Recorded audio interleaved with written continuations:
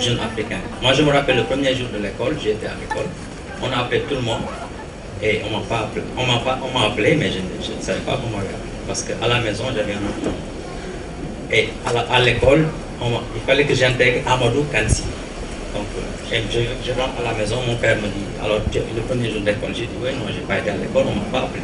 Je dis, pourquoi on ne t'a pas appelé? Je dis, parce que moi, je m'appelle Baba.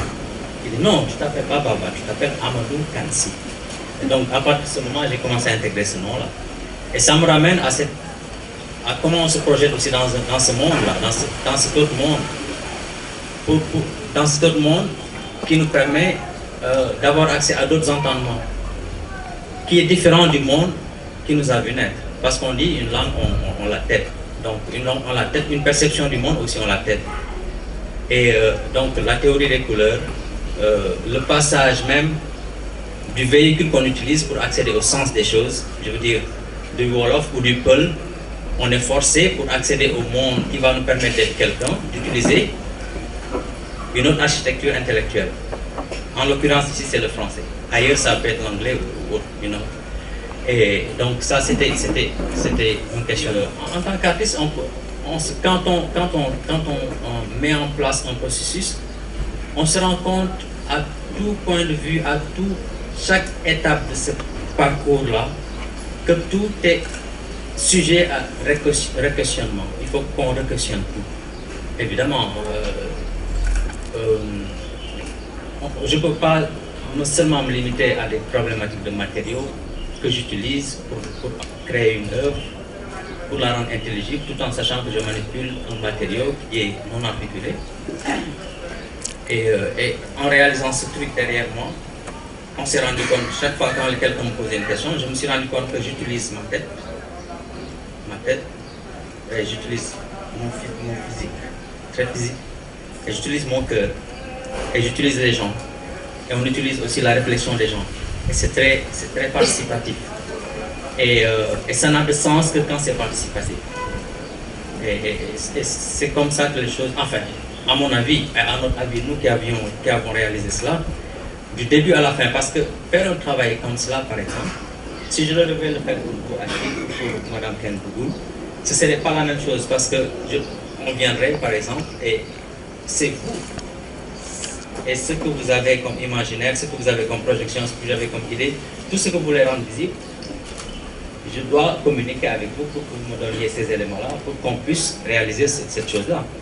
Et dans la façon même de le réaliser, et essayer de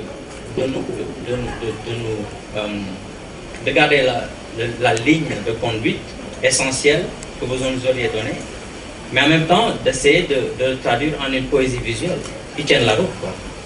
Et même dans cette tentative de le rendre visuellement poétique, y associer le point de vue d'autres gens, et aussi la main d'autres gens, et la sensibilité d'autres gens. Ça,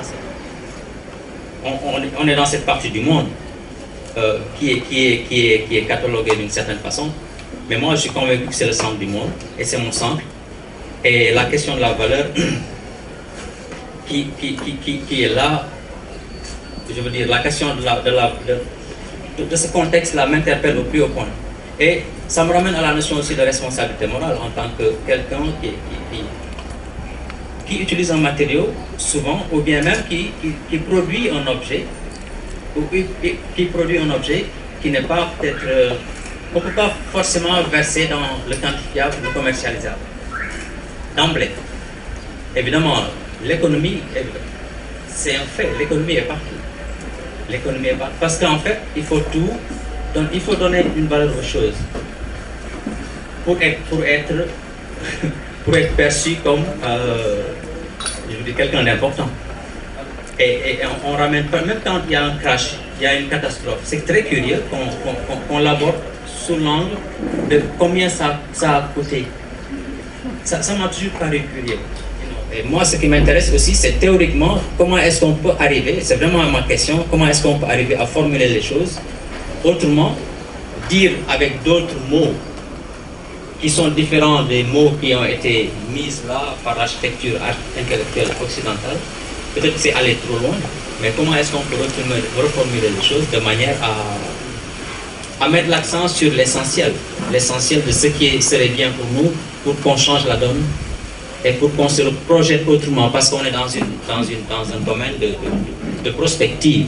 Et ça, c'est un matériau formidable de pouvoir se projeter, de pouvoir rêver, avant même d'en arriver à manipuler des matériaux et à donner forme à des choses, voilà, qu'on appelle des œuvres.